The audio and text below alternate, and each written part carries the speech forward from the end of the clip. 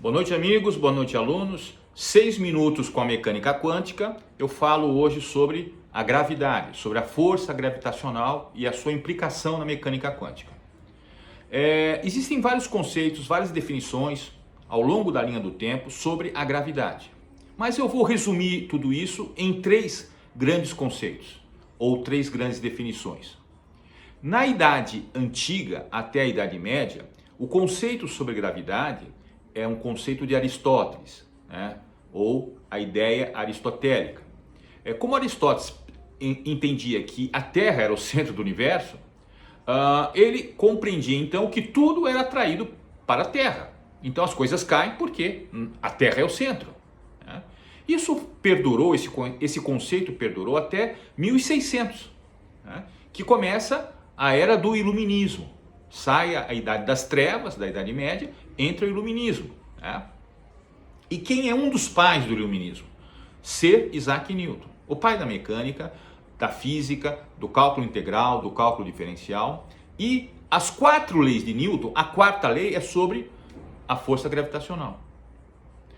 De forma resumida, a força F é igual a G, onde G é a constante gravitacional, vezes o produto das massas dividido pela distância que separam as massas, né? A lei da gravidade de Newton diz assim mais ou menos: a massa atrai a massa na razão direta delas e na razão inversa do quadrado das distâncias que as separam. A constante gravitacional, Gzão, 6,67 vezes 10 elevado a menos 11, né? Newton, né? Vezes metro quadrado, né? Vezes quilo, né? Elevado a menos 1, né? Vezes 10 a menos 11, foi comprovado, né? E determinado e comprovado 50 anos depois que Newton faleceu, por Henry Cavendish, um físico e químico franco-inglês que nasceu em Nice, na França, e que foi inclusive o cara que descobriu o hidrogênio. O cara simplesmente descobriu o hidrogênio, o cara era um gênio também. E através da sua balança de torção que ele inventou, ele conseguiu medir essa força gravitacional. Muito bem, Newton, gravidade, beleza. Embora ele não tinha muita certeza do que ele estava escrevendo, porque ele não tinha ainda os números que definiam essa constante gravitacional, que foi comprovada e determinada mais tarde, depois que ele faleceu. Mas isso daí, ele baseou-se nas leis de Kepler para determinar essa equação, né? As leis de Kepler, que são antes dele, né?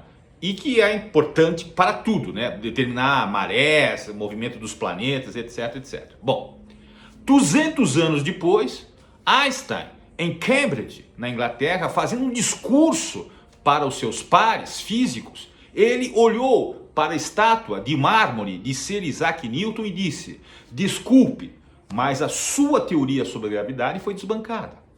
Porque em 1921 ele conseguiu demonstrar a teoria da teoria da relatividade geral, em que ele demonstra que a gravidade nada mais é do que a força que deforma o espaço-tempo.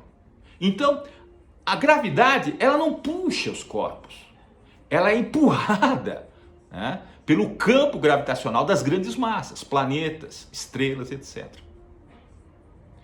Seja Einstein na teoria gravitacional da sua teoria da relatividade geral, seja Newton, né, ou seja Aristóteles, fizeram grandes contribuições para a física sobre gravidade.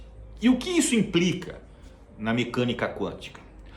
A teoria de tudo, onde você tenta colocar as forças de Maxwell, a força fraca da radiação, a força nuclear e a força gravitacional dentro da mecânica quântica. E que até hoje não conseguiram ainda fazê-la. Quem o fizer vai levar o prêmio Nobel em física, se Deus quiser. Boa noite, boa sorte.